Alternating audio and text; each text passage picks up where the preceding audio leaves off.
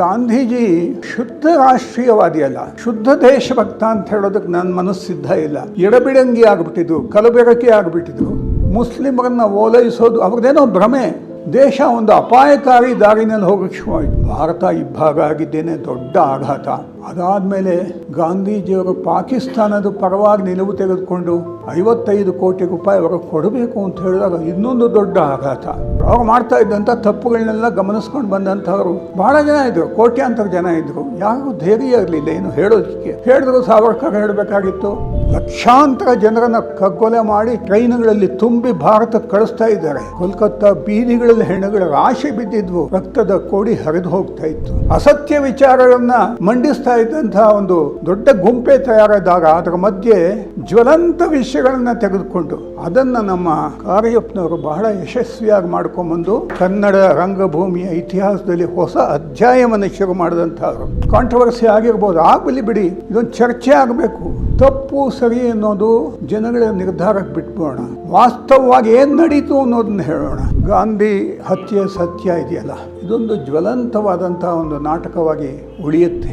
ಗಾಂಧಿ ಹತ್ಯೆ ಆದ ದಿವಸ ಇಲ್ಲೆಷ್ಟು ಜನ ಹುಟ್ಟಿದ್ರೋ ಇಲ್ವೋ ಗೊತ್ತಿಲ್ಲ, ನಾನಂತೂ ಹುಟ್ಟಿದ್ದೆ. ಮಲ್ಲೇಶ್ವರ 3ನೇ ಕ್ರಾಸ್ನಲ್ಲಿ ನಮ್ಮ ಮನೆ ಇತ್ತು. 10ನೇ ಕ್ರಾಸು 8ನೇ ಕ್ರಾಸ್ ಮಧ್ಯೆ ಮಾರ್ಕೆಟ್ಟು. ನಮ್ಮ ಅಣ್ಣ ಅಲ್ಲಿಗೆ ತರಕಾರಿ ತೊಗೊಂಡು ಬರೋಕ್ಕೆ ಹೋಗಿದ್ರು. ಆ ಸಮಯದಲ್ಲಿ ಎದುರುಗಡೆ ಇದ್ದಂಥ ಹೋಟೆಲ್ನಲ್ಲಿ ಸಿಕ್ಕಾಪಟ್ಟೆ ಜನ ಮುತ್ತಿದ್ರಂತೆ. ಅಲ್ಲೊಂದು ರೇಡಿಯೋನಲ್ಲಿ ನ್ಯೂಸ್ ಬರ್ತಾ ಇತ್ತು. ನಮ್ಮ ಅಣ್ಣ ಹೋಗಿ ಅಲ್ಲಿ ನಿಂತ್ಕೊಂಡು ಕೇಳಿದ್ರು, ಆ ಸುದ್ದಿ ಏನಪ್ಪ ಅಂದರೆ ಗಾಂಧೀಜಿಯವರ ಹತ್ಯೆ ಆಗಿತ್ತು. ಅದು ಇಡೀ ಭಾರತವನ್ನು ನಡಗಿಸಿದಂಥ ಸಂಗತಿ. ಇದು ಸಾಯಂಕಾಲ 6:30 ಬಂದ್ಬಿಡ್ತು. 5:30 ಅಂತ ಕಾಣುತ್ತೆ ಅವರ ಹತ್ಯೆ ಆಗಿದ್ದು. ಅದಾದ ಅವರ ಪ್ರಾರ್ಥನಾ ಸಭೆಯಲ್ಲಿ ಕೂಡಲೇ ಆಗಿನ ರೇಡಿಯೋನಲ್ಲಿ ಎಲ್ಲ ಕಡೆ ಇದಾಯಿತು. ನಮ್ಮ ಅಣ್ಣನವರು ಓಡಿ ಬಂದು ಮನೆಯಲ್ಲಿ ನಮ್ಮ ತಂದೆ ತಾಯಿ ಹತ್ರ ಈ ರೀತಿ ಆಗಿದೆ ಅಂತ ಸುದ್ದಿ ಹೇಳ್ತಾ ಇರೋದು ನನ್ನ ಮನಸ್ಸಿನಲ್ಲಿ ದಾಖಲೆ ಆಗಿದೆ. ಯಾಕೆ ಇದನ್ನು ಜ್ಞಾಪಿಸ್ಕೊಂಡೆ ಅಂತಂದರೆ, ಅಂದಿನಿಂದ ಇಂದಿನವರೆಗೆ ಅದೆಷ್ಟು ನೂರಾರು ಪುಸ್ತಕಗಳು, ಸಾವಿರಾರು ಅಂದ್ರೂ ಹೆಚ್ಚಿಲ್ಲ, ಗಾಂಧೀಜಿಯವರ ಬಗ್ಗೆ ಬಂದಿರುವಂಥದ್ದೇ ನೂರಾರು ಪುಸ್ತಕಗಳಿದೆ. ಅದರ ಬಗ್ಗೆ ಚರ್ಚೆಗಳಾಗಿವೆ. ಆದರೆ ಇದನ್ನು ಚಿಂತಿಸಿ ಕನ್ನಡದಲ್ಲಿ ಒಂದು ನಾಟಕ ಬರೆಯುವಂಥ ಒಬ್ಬ ವ್ಯಕ್ತಿಗೋಸ್ಕರ ನಾವಿಷ್ಟು ದಿವಸ ಕಾದಿದ್ವಿ. ಅವರೇ ಅಡ್ಡಂಡ ಕಾರ್ಯಪ್ಪನವರು. ನನಗೆ ಅನೇಕ ಸರ್ತಿ ಆಶ್ಚರ್ಯ ಆಗುತ್ತೆ, ನಮ್ಮಲ್ಲಿ ಎಷ್ಟು ವೈವಿಧ್ಯಪೂರ್ಣವಾದಂಥ ವಿಷಯಗಳಿದೆ, ಎಷ್ಟು ನಾಟಕಗಳು ಮಾಡ್ಬೋದು, ಎಷ್ಟು ಕಾದಂಬರಿಗಳು ಬರೀಬಹುದು. ಆದರೆ ಯಾತಕ್ಕೆ ನಮ್ಮ ಯುವಜನ ಅಥವಾ ನಮ್ಮ ಚಿಂತನಶೀಲ ವ್ಯಕ್ತಿಗಳು ಆ ನಿಟ್ಟಿನಲ್ಲಿ ಯೋಚನೆ ಮಾಡೋದಿಲ್ಲ ಅಂತ. ಅದೇ ನೋಡಿ, ಈ ಲೆಫ್ಟಿಸ್ಟ್ಗಳಿದಾರಲ್ಲ, ಈ ಒಂದು ಮಾಧ್ಯಮವನ್ನು, ರಂಗಭೂಮಿಯ ಮಾಧ್ಯಮವನ್ನು ಬಹಳ ಮೊದಲೇ 40ನೇ ದಶಕದಲ್ಲೇ 1943 ಅವರದ್ದು ಇಪ್ಪಟ ಶುರುವಾಯಿತು. ಇಂಡಿಯನ್ ಪೀಪಲ್ಸ್ ಥಿಯೇಟರ್ ಅಸೋಸಿಯೇಷನ್, ಅದಕ್ಕಿಂತ ಮುಂದೆ ಪ್ರೋಗ್ರೆಸಿವ್ ರೈಟರ್ಸ್ ಅಸೋಸಿಯೇಷನ್ ಅಂತ. ಅಂದಿನಿಂದ ಇವಾಗ ಅವರು ಕ್ಷೀಣಿಸಿದ್ರು ಕೂಡ ಸಮುದಾಯ ಮತ್ತೊಂದು ಮಗದೊಂದು ಅಂತ ಹೆಸರಿಟ್ಕೊಂಡು ಆ್ಯಕ್ಟಿವ್ ಆಗಿದ್ದಾರೆ. ಒಂದು ಕಾಲದಲ್ಲಂತೂ ಬಂಗಾಳ, ಮಹಾರಾಷ್ಟ್ರ, ಆಂಧ್ರ ಅಲ್ಲಿ ಕಮ್ಯುನಿಸ್ಟ್ ಪಕ್ಷ ಬೆಳೀತಾ ಇದ್ದ ಹಾಗೆ ಅಲ್ಲಿರುವಂಥ ಯುವಕರಲ್ಲಿ ನಾಟಕ ರಂಗಭೂಮಿಯನ್ನು ಉಪಯೋಗಿಸ್ಕೋಬೇಕು ಅನ್ನುವಂಥ ಒಂದು ಕುತೂಹಲ, ಉತ್ಸಾಹ ಬಂತು. ನಮ್ಮಲ್ಲಂತೂ ಪ್ರಗತಿಶೀಲದಲ್ಲಿ ಅನಾಕರು ಇದ್ದರು, ತಾರಾಸು ಇದ್ದರು, ಕಟ್ಟಿಮನಿ ಇದ್ದರು. ಕೆಲವೇ ವರ್ಷಗಳಲ್ಲಿ ಭ್ರಮನಿರಸನಾಗಿ ಮತ್ತೆ ಅವರ ಒಂದು ರೀತಿಯ ಭಾರತೀಯ ಚಿಂತನೆಗೆ ಹಿಂದಿರುಗಿದರು. ತಾರಾಸು ಆಗಲಿ, ಅನಾಕರು ಆಗಲಿ. ಒಬ್ಬರು ನಿರಂಜನ ಮಾತ್ರ ಅದ್ರಲ್ಲಿ ಕಚ್ಕೊಂಡು ಉಳಿದ್ರು. ನಾನು ಯಾಕೆ ಈ ವಿಷಯ ಹೇಳ್ತಾ ಇದ್ದೀನಿ ಅಂದರೆ, ಸಮಾಜದ ಜನದ ಜೊತೆಯಲ್ಲಿ ನಾವು ಸಂಪರ್ಕ ಸಾಧಿಸಬೇಕಾದ್ರೆ, ಜನಗಳ ಜೊತೆಯಲ್ಲಿ ಒಡನಾಟ ಮಾಡ್ಕೋಬೇಕಾದ್ರೆ, ಅವ್ರ ಹತ್ರ ಅವರ ಚಿಂತನೆಗೆ ನಾವು ಒಂದಷ್ಟು ಆಹಾರ ಕೊಡಬೇಕಾದ್ರೆ ರಂಗಭೂಮಿ ಬಹಳ ಪ್ರಭಾವಿಯಾದಂಥ ಒಂದು ಮಾಧ್ಯಮ. ಚಲನಚಿತ್ರಕ್ಕಿಂತ ಬಹಳ ಪ್ರಭಾವಿಯಾದ್ದು. ಯಾಕೆ ಅಂದರೆ ರಂಗಭೂಮಿಯ ಮೇಲೆ ನಟ ನಟಿಸೋವಾಗ ಅವನು ಆ ಪಾತ್ರಗಳಲ್ಲಿ ಲೀನವಾಗಿ ಹೋಗ್ತಾನೆ. ನೋಡೋವಂಥವ್ರಿಗೂ ಕೂಡ ಅದೇ ರೀತಿಯ ಒಂದು ಪ್ರಭಾವವನ್ನು ಬೀರ್ತಾನೆ. ನಮ್ಮಲ್ಲಿ ಕರ್ನಾಟಕ ಹಳೆ ಮೈಸೂರಿನಲ್ಲಂತೂ ರಂಗಭೂಮಿಗೆ ಭಾಳ ಒಳ್ಳೆಯ ಪ್ರಾಶಸ್ತ್ಯ ಇತ್ತು. ನಮ್ಮ ಒಡೆಯರ ಮನೆತನ ಮೈಸೂರಿನವರು ಒಳ್ಳೊಳ್ಳೆ ನಾಟಕದ ಕಂಪನಿಗಳು ಮಾಡಿದ್ರು, ಪ್ರೋತ್ಸಾಹ ಕೊಟ್ಟರು. ಆಮೇಲೆ ಗುಬ್ಬಿ ವೀರಣ್ಣವರಾಗಲಿ, ಮಹಾದೇವಯ್ಯನವರಾಗಲಿ, ಸುಬ್ಬಯ್ಯ ನಾಯ್ಡು ಅವರಾಗಲಿ, ಈ ರೀತಿ ನಾಟಕಕ್ಕೆ ವೃತ್ತಿ ರಂಗಭೂಮಿಯಲ್ಲಿ ಅದೊಂದು ಭಾಳ ರಂಗಭೂಮಿಯ ಇತಿಹಾಸದಲ್ಲಿ ಅದೊಂದು ಸುವರ್ಣಾಧ್ಯಾಯ ಅಂತ ಹೇಳಬೇಕು. ಅದೇ ಸಮಯದಲ್ಲಿ ನಾವು ಈ ವಾಮಪಂಥೀಯ ವಿಚಾರಗಳೇ ಒದಿದೆ. ಅದಕ್ಕೆ ಅದು ದೇಶಕ್ಕಾಗಲಿ, ನಮ್ಮ ಸಂಸ್ಕೃತಿಗಾಗಲಿ, ನಮ್ಮ ಪರಂಪರೆಗಾಗಲಿ, ನಮ್ಮ ಉದಾತ್ತವಾದಂಥ ಚಿಂತನೆಗಳಿಗಾಗಲಿ ಸ್ವಲ್ಪ ಕೂಡ ಸಹಾಯ ಮಾಡುವಂಥದ್ದಲ್ಲ. ವಿಶೇಷವಾಗಿ ವಿರುದ್ಧವಾಗಿ ಅದಕ್ಕೆ ಮಾರಕವಾಗುವಂತಹ ವಿಚಾರವನ್ನು, ಯುವ ಜನಾಂಗದ ದಾರಿಯನ್ನು ತಪ್ಪಿಸುವಂಥ ವಿಚಾರವನ್ನು ಮಾಡ್ತಾರೆ. ಅನೇಕ ಯುವಕರಲ್ಲಿದ್ದಾರೆ, ನನಗೆ ಗೊತ್ತು. ಅವರನ್ನು ಪ್ರಭಾವಿತಗೊಳಿಸೋದ್ರಲ್ಲಿ ಅವರ ಚಿಂತನಶೀಲತೆಯ ಒಂದು ಸಭೆಗಳು, ರಂಗಭೂಮಿಯ ಚಟುವಟಿಕೆಗಳು, ಬೀದಿ ನಾಟಕ ಅಂತ ಹೇಳಿದ್ರು, ಮತ್ತೊಂದು ಹೇಳಿದ್ರು, ಮಗದೊಂದು ಹೇಳಿದ್ರು ಮಾಡ್ತಾನೆ ಇದ್ರು. ಕೊನೆಗೆ ಇದು ಎಲ್ಲ ಕಡೆ, ಅಲ್ಲಿ ಮುಂಬೈನಲ್ಲಿ KA ಅಬ್ಬಾಸ್, ಸಾಹಿರ್ ಲುಧಿಯಾನಿ, ಹೋಮಿ ಜೆ ಬಾಬಾ ಇವರೆಲ್ಲ ಸೇರ್ಕೊಂಡು ಮಾಡಿದ್ರು. ಅದಾದಮೇಲೆ ಕರ್ನಾಟಕದಲ್ಲಿ 41ರಲ್ಲೇ ಅವ್ರಿಗೆ ಶುರುವಾಗಿತ್ತು. ಹೀಗೆ ಒಂದು ರಾಷ್ಟ್ರೀಯ ವಿಚಾರ, ಸತ್ಯನಿಷ್ಠ ವಿಚಾರ, ರಾಷ್ಟ್ರೀಯ ಅನ್ನೋಕ್ಕಿಂತ ಸತ್ಯನಿಷ್ಠ ವಿಚಾರವನ್ನು ಜನಗಳ ಮುಂದೆ ಇಡೋಂಥ ಒಬ್ಬ ಸಾಹಸಿ ಬೇಕಾಗಿತ್ತು. ಅಸತ್ಯ ವಿಚಾರಗಳನ್ನು ಮಂಡಿಸ್ತಾ ಇದ್ದಂಥ ಒಂದು ದೊಡ್ಡ ಗುಂಪೆ ತಯಾರಾದಾಗ ಅದರ ಮಧ್ಯೆ ಇಲ್ಲೊಂದು ಧ್ವನಿ ಇದೆ, ಇಲ್ಲೊಂದು ವಿಚಾರ ಇದೆ, ಇಲ್ಲೊಂದು ಚಿಂತನೆ ಇದೆ ಅನ್ನತಕ್ಕಂಥ ವಿಷಯವನ್ನು ಹೇಳೋದಕ್ಕೆ ಇಲ್ಲಿವರೆಗೂ ಯಾರೂ ಬರಲಿಲ್ಲ. ನಮ್ಮ ಗರುಡ ಸದಾಶಿವರಾಯರಾಗಲಿ ಅಥವಾ ಅವರೆಲ್ಲ ಪೌರಾಣಿಕ ನಾಟಕಗಳು, ಬೆಳ್ಳಾವಿ ನಾಗಶಾಸ್ತ್ರಿಗಳು, ಕಂದಗಳ್ಳಿ ಹನುಮಂತರಾಯರು ಇವೆಲ್ಲ ಸೇರಿ ಒಂಥರ ಪೌರಾಣಿಕ ನಾಟಕಗಳನ್ನ, ಬಟ್ ಬಹಳ ರೋಷಾವೇಶದಿಂದ ಕೂಡಿರುವಂಥ ನಾಟಕಗಳನ್ನ ನಮ್ಮ ಬಿ ಪುಟ್ಟಸ್ವಾಮಿಯವರು ಕುರುಕ್ಷೇತ್ರವೆಲ್ಲ ಮಾಡಿದ್ದಾರೆ. ಆದರೆ ಈ ರೀತಿಯ ಜ್ವಲಂತ ವಿಷಯಗಳನ್ನು ತೆಗೆದುಕೊಂಡು, ಅದು ಆ ನಾಟಕ ಅದರಲ್ಲಿ ಚಿಂತನಶೀಲತೆ ಇದೆ, ವಿಚಾರ ಇದೆ, ಅದನ್ನು ನಮ್ಮ ಕಾರ್ಯಪ್ಪನವರು ಬಹಳ ಯಶಸ್ವಿಯಾಗಿ ಮಾಡ್ಕೊಂಬಂದು ಇವರು ನಮ್ಮ ರಂಗಭೂಮಿಯ, ಕನ್ನಡ ರಂಗಭೂಮಿಯ ಇತಿಹಾಸದಲ್ಲಿ ಹೊಸ ಅಧ್ಯಾಯವನ್ನು ಶುರು ಮಾಡಿದಂಥವ್ರು. ಇವರಿಗಿಂತ ಮೊದಲು ಯಾರೂ ಈ ಪ್ರಯತ್ನ ಮಾಡಲಿಲ್ಲ ಅಂತಲೇ ನನ್ನ ನಂಬಿಕೆ, ನನ್ನ ಒಂದು ಅನುಭವ ಮತ್ತು ಪರಿಜ್ಞಾನಕ್ಕೆ ಹೊಳಿತಾ ಇರುವಂಥದ್ದು. ಕಳಕಳಿ ಇರಲಿಲ್ವಾ? ಕಳಕಳಿ ಭಾಳ ಜನಕ್ಕಿದೆ, ಲಕ್ಷಾಂತರ ಜನಕ್ಕಿದೆ. ದೇಶದ ಬಗ್ಗೆ ಕಳಕಳಿ ಇದೆ, ನಮ್ಮ ಸಂಸ್ಕೃತಿ ಬಗ್ಗೆ ಕಳಕಳಿ ಇದೆ, ನಮ್ಮ ಇತಿಹಾಸದ ಬಗ್ಗೆ ಕಳಕಳಿ ಇದೆ. ಆದರೆ ಟಿಪ್ಪುವಿನ ಕನಸುಗಳು ಕಂಡವರು ಆ ಒಂದು ಇನ್ನೊಂದು ಗುಂಪಿಗೆ ಸೇರಿದಂಥವ್ರು. ಟಿಪ್ಪುವಿನ ನಿಜ ಸ್ವರೂಪವನ್ನು ತೋರಿಸ್ಕೊಟ್ಟಂಥವ್ರು ನಮ್ಮ ದಂಡ ಕಾರ್ಯಪ್ಪನವರು. ಕಾಂಟ್ರವರ್ಸಿ ಆಗಿರ್ಬೋದು, ಆಗಲಿ ಬಿಡಿ, ಇದೊಂದು ಚರ್ಚೆ ಆಗಬೇಕು. ಚರ್ಚೆ ಆಗಬೇಕಾದ್ರೆ ನಾವು ಕೂಡ ರಂಗಭೂಮಿಯಲ್ಲಿ ನಮ್ಮ ಒಂದು ವಿಚಾರವನ್ನು ಪ್ರತಿಪಾದಿಸುವಂಥ ಒಂದು ಚಟುವಟಿಕೆಯನ್ನು ಮಾಡಬೇಕು. ಅಂದರೆ ಈ ಸತ್ಯನಿಷ್ಠ ಅನ್ನುವಂಥ ಪದವನ್ನೇ ನಾನು ಬಳಸ್ತೀನಿ.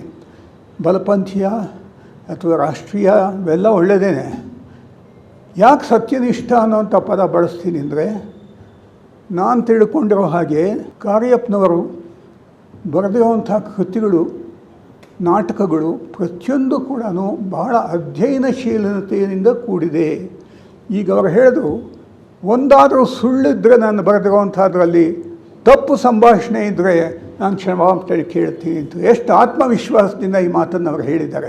ಗಾಂಧಿ ಹತ್ಯೆ ಸತ್ಯ ಇದೆಯಲ್ಲ, ಇದೊಂದು ನಮ್ಮ ರಂಗಭೂಮಿಯ ಒಂದು ಇತಿಹಾಸದಲ್ಲಿ ಇದೊಂದು ಜ್ವಲಂತವಾದಂಥ ಒಂದು ನಾಟಕವಾಗಿ ಉಳಿಯುತ್ತೆ. ಗಾಂಧಿ ಹತ್ಯೆ ಬಗ್ಗೆ ಎಷ್ಟೋ ವಿಷಯಗಳು, ಎಷ್ಟೋ ಚಿಂತನೆಗಳು, ಬಟ್ ವಿಶೇಷವಾಗಿ ಈ ರಾಷ್ಟ್ರೀಯ ವಿಚಾರಧಾರೆಯವರನ್ನು ಪ್ರತಿಭಟಿಸುವಂಥ, ಅವ್ರನ್ನ ಹೀಗೆಳೆಯುವಂಥ, ಅವರನ್ನು ಅಪಮಾನಗೊಳಿಸುವಂಥ, ಅಪರಾಧಿಗಳನ್ನಾಗಿ ಮಾಡಿ ನಿಲ್ಲಿಸುವಂಥ ಚಿಂತನೆಗಳೇ ಹೆಚ್ಚು. ಆದರೆ ಗಾಂಧಿ ಹತ್ಯೆ ಅನ್ನುವಂಥದ್ರಲ್ಲಿ ಗೋಡ್ಸೆ ಅನ್ನತಕ್ಕಂಥ ಒಬ್ಬ ವ್ಯಕ್ತಿ ಭಾಗವಹಿಸಿದ. ಅವನು ಯಾವುದೋ ಒಂದು ಬ್ರಾಹ್ಮಣ ಸಮಾಜಕ್ಕೆ ಸೇರಿದ್ದ. ಚಿತ್ಪವನ್ ಬ್ರಾಹ್ಮಣ ಬಗ್ಗೆ ಬಹಳ ಜನ ಹೇಳಿದರು. ವ್ಯಾಲೆಂಟೈನ್ ಶಿರೋಲ್ ಅವನು ತಿಲಕರ ಬಗ್ಗೆ ಬರೀತಾ ಹೇಳ್ತಾನೆ, ಲೋಕಮಾನ್ಯ ತಿಲಕರು ಅಂತಂದರೆ ಇದು ಮೋಸ್ಟ್ ಡೇಂಜರಸ್ ಫೆಲೋ ಅನ್ನೋ ರೀತಿಯಲ್ಲಿ. ಅಂದರೆ ಆ ಸಮಾಜ ವಾಸುದೇವ್ ಬಲವಂತ ಫಡ್ಕೆ ಇರ್ಬೋದು, ಬಾಲಗಂಗಾಧರ್ ತಿಲಕ್ ಇರ್ಬೋದು, ಇಂಥ ಅವರಾಗಲೇ ಪಟ್ಟಿ ಹೇಳಿದ್ದಾರೆ. ನೂರಾರು ಜನ ಕ್ಷಾತ್ರ ತೇಜಸ್ಸಿನ ವ್ಯಕ್ತಿಗಳನ್ನು ಸೃಷ್ಟಿಸಂಥದ್ದು. ತಪ್ಪು ಸರಿ ಅನ್ನೋದು ಜನಗಳ ನಿರ್ಧಾರಕ್ಕೆ ಬಿಟ್ಬೋಣ. ವಾಸ್ತವವಾಗಿ ಏನು ನಡೀತು ಅನ್ನೋದನ್ನ ಹೇಳೋಣ. ವಾಸ್ತವವಾಗಿ ಪರದೆಯ ಮೇಲೆ ಅನೇಕ ಸಂಗತಿಗಳು ನಡೆದಿರುತ್ತೆ, ಪರದೆಯ ಹಿಂದೆ ಅನೇಕ ಸಂಗತಿಗಳು ನಡೆದಿರುತ್ತೆ. ಸಂಶೋಧನೆ ಮಾಡತಕ್ಕಂಥ ನಾಟಕರಾಗಲಿ, ಲೇಖಕ ಆಗಲಿ ಪರದೆ ಹಿಂದೆ ಏನು ನಡೀತು ಅನ್ನುವಂಥದ್ದನ್ನು ಹುಡುಕೊಂಡು ಹೋಗಿ ಸತ್ಯವನ್ನು ಕಂಡುಹಿಡಿಯೋದಕ್ಕೆ ಸಾಧ್ಯ ಇದೆ. ಆ ಕೆಲಸವನ್ನು ಕಾರ್ಯಪ್ಪನವರು ಮಾಡಿದ್ದಾರೆ. ಗಾಂಧೀಜಿ ನಿಜ ಅವ್ರಿಗೆ ಕೊಡಬೇಕಾದಂಥ ಕ್ರೆಡಿಟ್ ಕೊಡಬೇಕು. ನಾನು ಆ ಯೋಚನೆಯನ್ನು ಆ ನಿಲುವಿನವನು. ಆದರೆ ಬಾಲಗಂಗಾಧರ್ ತಿಲಕ್ ಮತ್ತು ಬಿಪಿನ್ ಚಂದ್ರ ಪಾಲ್, ಆಮೇಲೆ ನಮ್ಮ ಲಜಪತ್ ರಾಯ್, ಆಮೇಲೆ ನಮ್ಮ ವಾ.ವು. ಚಿದಂಬರಂ ಪಿಳ್ಳೆ, ಇವರೆಲ್ಲ ಸೇರಿ ದೇಶವನ್ನು ಸರಿಯಾದ ದಿಕ್ಕಿಗೆ ತೊಗೊಂಡು ಹೋಗ್ತಾಯಿದ್ರು. ಒಂದು ಭಾರತೀಯ ಸಂಸ್ಕೃತಿ, ಭಾರತೀಯ ವಿಚಾರಧಾರೆ, ಭಾರತೀಯ ಇತಿಹಾಸ, ಭಾರತೀಯ ಪರಂಪರೆ, ಭಾರತೀಯ ಚಿಂತನೆಗಳ ಆಧಾರದ ಮೇಲೆ ಸ್ವಾತಂತ್ರ್ಯ ಹೋರಾಟವನ್ನು ನಡೆಸ್ಕೊಂಡು ಹೊರಟಿದ್ರು. ಅವರಿಗೆ ಗೀತೆ ಒಂದು ಆದರ್ಶ. ಆ ಕಾಲದ ಸ್ವಾತಂತ್ರ್ಯ ಹೋರಾಟದ ಕ್ರಾಂತಿಕಾರಿಗಳು ಯಾರಾಗ ಗಲ್ಲಿಗೆ ಹೋದರು, ಚಾಪೇಕರ್ ಬ್ರದರ್ಸ್ ಇರಲಿ, ಇವನು ಖುದಿರಾಮ್ ಬೋಸ್ ಇರಲಿ, ಬಂಗಾಲದಲ್ಲಿ ಭಗವದ್ಗೀತೆಯನ್ನು ಕೈನಲ್ಲಿ ಇಟ್ಕೊಂಡು ಹತ್ತಿದ್ರು. ಅದೊಂದು ಸಿಂಬಾಲಿಕ್. ಆದರೆ ಗಾಂಧೀಜಿಯವರು ಬಂದ ಮೇಲೆ ಇದು ದಿಕ್ಕೇ ಬದಲಾಯಿಸ್ಬಿಡ್ತು. ದೇಶ ಒಂದು ಅಪಾಯಕಾರಿ ದಾರಿನಲ್ಲಿ ಹೋಗೋಕ್ಕೆ ಶುರುವಾಯಿತು. ಮುಸ್ಲಿಮರನ್ನು ಓಲೈಸೋದು ಅವ್ರದ್ದೇನೋ ಭ್ರಮೆ. ಇದು ಬ್ರಿಟಿಷ್ನವರ ಒಂದು ಕುತಂತ್ರ ಕೂಡ. ಗಾಂಧೀಜಿ ಮೇಲೆ ಏನು ಪ್ರಭಾವ ಬೀರೋದು ಮುಸ್ಲಿಮರು, ಬ್ರಿಟಿಷ್ನವರು ಅಂದರೆ, ನೀವು ಮುಸ್ಲಿಮರ ಜೊತೆ ಬರದೇ ಹೋದರೆ ನಾವು ನಿಮಗೆ ಸ್ವಾತಂತ್ರ್ಯ ಕೊಡೋಕ್ಕಾಗೋಲ್ಲ ಅನ್ನೋ ಆ ಅರ್ಥದಲ್ಲಿ ಅವ್ರ ಮನಸ್ಸಿನ ಮೇಲೆ ಒಂದು ಪ್ರಭಾವ ಬೀರಿದ್ರು. ಜೊತೆಗೆ ಗಾಂಧೀಜಿ ಅವರು ಶುದ್ಧ ರಾಷ್ಟ್ರೀಯವಾದಿ ಅಲ್ಲ, ಶುದ್ಧ ದೇಶಭಕ್ತ ಅಂತ ಹೇಳೋದಕ್ಕೆ ನನ್ನ ಮನಸ್ಸು ಸಿದ್ಧ ಇಲ್ಲ. ಒಬ್ಬ ತಿಲಕ್, ಒಬ್ಬ ಸಾವರ್ಕರ್, ಒಬ್ಬ ಡಾಕ್ಟರ್ ಹೆಡ್ಗೇವಾರ್, ಈ ರೀತಿ ಡಾಕ್ಟರ್ ಮೂಂಜೆ, ಈ ರೀತಿ ಶುದ್ಧ ರಾಷ್ಟ್ರೀಯ ಪರಿಕಲ್ಪನೆ ಇಟ್ಕೊಂಡಿದ್ದಂಥ ರಾಷ್ಟ್ರನಿಷ್ಠರ ಒಂದು ಗುಂಪಿಗೆ ಸೇರಿದವರಲ್ಲ. ಎಡಬಿಡಂಗಿ ಆಗಿಬಿಟ್ಟಿದ್ರು, ಕಲಬೆರಕೆ ಆಗಿಬಿಟ್ಟಿದ್ರು, ಸಂಕರ. ಇಂಥ ವ್ಯಕ್ತಿ ದೇಶದ ಚುಕ್ಕಾಣಿಯನ್ನು ಹಿಡಿದಾಗ ಅಲ್ಲಿಂದ ಶುರುವಾಗಿ ಏನೇನು ಅನಾಹುತಗಳದು, ಅದು ಕೊನೆಗೆ ಬಂದು ಮುಟ್ಟಿದ್ದು ಜನವರಿ 30, 1948. ದೇಶದಲ್ಲಿ ಅವರ ವಿರುದ್ಧವಾಗಿ ಯೋಚನೆ ಮಾಡ್ತಾ ಇದ್ದಂಥ ತಪ್ಪುಗಳನ್ನೆಲ್ಲ ಗಮನಿಸ್ಕೊಂಡು ಬಂದಂಥವರು ಭಾಳ ಜನ ಇದ್ದರು, ಕೋಟ್ಯಾಂತರ ಜನ ಇದ್ದರು. ಯಾರಿಗೂ ಧೈರ್ಯ ಇರಲಿಲ್ಲ ಏನು ಹೇಳೋದಕ್ಕೆ. ಹೇಳಿದ್ರು ಸಾವರ್ಕರ್ ಹೇಳಬೇಕಾಗಿತ್ತು ಅಂತ ಹೇಳಿದ್ರು, ನಿಜ. ಹೀಗಾಗಿ ಯಾವಾಗ ಸ್ವಾತಂತ್ರ್ಯ ಬಂದು ಭಾರತ ಇಬ್ಬಾಗ ಆಗಿದ್ದೇನೆ ದೊಡ್ಡ ಆಘಾತ. ಅದಾದಮೇಲೆ ಗಾಂಧೀಜಿಯವರು ಪಾಕಿಸ್ತಾನದ ಪರವಾಗಿ ನಿಲುವು ತೆಗೆದುಕೊಂಡು 55 ಕೋಟಿ ರೂಪಾಯಿ ಅವ್ರಿಗೆ ಕೊಡಬೇಕು ಅಂತ ಹೇಳಿದಾಗ ಇನ್ನೊಂದು ದೊಡ್ಡ ಆಘಾತ. ಅಂದರೆ ದೇಶವನ್ನು ಒಡ್ಕೊಂಡು ಹೋಗಿದ್ದಾರೆ. ಲಕ್ಷಾಂತರ ಜನರನ್ನು ಕಗ್ಗೊಲೆ ಮಾಡಿ ಅವರ ಹೆಣಗಳನ್ನು ಟ್ರೈನ್ಗಳಲ್ಲಿ ತುಂಬಿ ಭಾರತಕ್ಕೆ ಕಳಿಸ್ತಾ ಇದ್ದಾರೆ. ಅನಾಥರಾದಂಥ ಜನ ಓಡೋಡಿ ಬರ್ತಾ ಇದ್ದಾರೆ ಭಾರತದ ಕಡೆ. ಕುವೆಂಪುರವರು ಭಾಳ ಚೆನ್ನಾಗಿ ಇಕ್ಷುಗಂಗೋತ್ರಿ ಅನ್ನೋ ಕವನ ಸಂಕಲನದಲ್ಲಿ ಇದನ್ನೆಲ್ಲ ಆಯಾ ದಿವಸ ಏನೇನು ನಡೀತು ಕವನಗಳೆಲ್ಲ ಅವರು ಸಂಗ್ರಹಿಸಿಟ್ಟಿದ್ದಾರೆ, ಓದಿ. ಎಂಥ ಕರಾಳವಾದಂಥ ಅಕಲ್ಪನೀಯ. ನಾವು ಇವತ್ತಿನ ದಿವಸ ಸ್ವತಂತ್ರ ಭಾರತದಲ್ಲಿ ಕೂತ್ಕೊಂಡಿದ್ದೀವಿ, ಯಾರೋ ಒಬ್ಬರು ಡೆಲ್ಲಿನಲ್ಲಿ ಒಳ್ಳೆ ಪ್ರಧಾನಮಂತ್ರಿ ಇದ್ದಾರೆ, ಒಂಥರ ಆಂದೋಲನ ನಡೀತಾ ಇದ್ದರು, ಸಮಸ್ಯೆಗಳಿದ್ದರೂ ಕೂಡ ನಾವೊಂದು ವಿಭಿನ್ನವಾದಂಥ ವಾತಾವರಣದಲ್ಲಿದ್ದೀವಿ. ಆವಾಗ ಇತಿಹಾಸ ನಡೆದು ಹೋಗ್ತಾಯಿತ್ತು, ರಕ್ತಪಾತ ನಡೆದು ಹೋಗ್ತಾಯಿತ್ತು. ಕೋಲ್ಕತ್ತಾ ಬೀದಿಗಳಲ್ಲಿ ಹೆಣಗಳು ಬಿದ್ದಿದ್ವು, ಹೆಣಗಳ ರಾಶಿ ಬಿದ್ದಿದ್ವು, ರಕ್ತದ ಕೋಡಿ ಹರಿದು ಹೋಗ್ತಾಯಿತ್ತು. ಹಿಂದೂಗಳ ರಕ್ಷಣೆಗೆ ಧ್ವನಿನೇ ಇಲ್ಲ. ಅಂಥ ಸಂದರ್ಭದಲ್ಲಿ ಕ್ಷಾತ್ರ ತೇಜಿದ ಒಬ್ಬ ವ್ಯಕ್ತಿ ಎದ್ದು ನಿಂತ್ಕೊಂಡು ಏನು ಕೃತ್ಯ ನಡೀತೋ ಅದು ಮಾಡ್ದ. ಅದನ್ನು ಯಾವ ರೀತಿಯಲ್ಲಿ ನಾವು ನೋಡಬೇಕು ಮುಂದಿನ ಪೀಳಿಗೆಯವರು ಅನ್ನೋದಕ್ಕೆ ಬೇಕಾದಷ್ಟು ಸಹಸ್ರಾರು ಪುಸ್ತಕಗಳೇ ಬಂದುಬಿಟ್ಟಿವೆ. ಮಹಾರಾಷ್ಟ್ರದಲ್ಲಿ ನಾಟಕಗಳಾಗಿವೆ. ಆದರೆ ಕನ್ನಡದಲ್ಲಿ ಚಿಕ್ಕ ನಾಟಕ ಆದರೂ ಕೂಡ ಆಗಿನ ಸನ್ನಿವೇಶದಲ್ಲಿ ಚಿಂತನೆಗಳು ಹೇಗಿತ್ತು, ನೆಹರು ಚಿಂತನೆ ಹೇಗಿತ್ತು, ಗೋಡ್ಸೆ ಚಿಂತನೆ ಹೇಗಿತ್ತು, ಸರ್ದಾರ್ ವಲ್ಲಭಭಾಯಿ ಪಟೇಲ್ ಅವರ ಚಿಂತನೆ ಹೇಗಿತ್ತು, ಇದನ್ನು ಅಧ್ಯಯನ ಮಾಡಿ ಅಗಾಧವಾದಂಥ ಚಿಂತನೆ ನಡೆಸಿ ಒಂದು ದೃಶ್ಯ ರೂಪದಲ್ಲಿ, ನಾಟಕ ರೂಪದಲ್ಲಿ ನಮಗೆ ಕೊಟ್ಟಿರೋಂಥ ನಮ್ಮ ಅಡ್ಡಂಡ ಕಾರ್ಯಪ್ಪನವರು ನಮ್ಮೆಲ್ಲರ ಗೌರವಕ್ಕೆ, ಅಭಿನಂದನೆಗೆ ಮತ್ತು ನಮನಗಳಿಗೆ ಪಾತ್ರರಾಗಿರುವಂಥ ಇಲ್ಲಿಗೆ ಇದು ನಿಲ್ಲಬಾರ್ದು. ಈ ರಂಗಭೂಮಿ ಅನ್ನುವಂಥದ್ದು ಬಹಳ ಜೀವಂತವಾದಂಥ ಒಂದು ಮಾಧ್ಯಮ. ಕಾರ್ಯಪ್ಪನಂಥ ನೂರಾರು ಜನ ಯುವಕರು ಮುಂದೆ ಬಂದು ಅವರ ಚಿಂತನೆ ನಡೆಸಬೇಕು. ಒಂದೊಂದೇ ಎಪಿಸೋಡ್ ತಗೊಳ್ಳಿ. ಆ ಟಿಪ್ಪುವಿನ ಬಗ್ಗೆ ಬಂದಿರೋ ನಾಟಕ ಇದೆ. ನಮ್ಮ ಕಾರ್ನಾಡವರ ಟಿಪ್ಪುವಿನ ಕನಸುಗಳು ತೊಗೊಂಡು ಬರೋದು.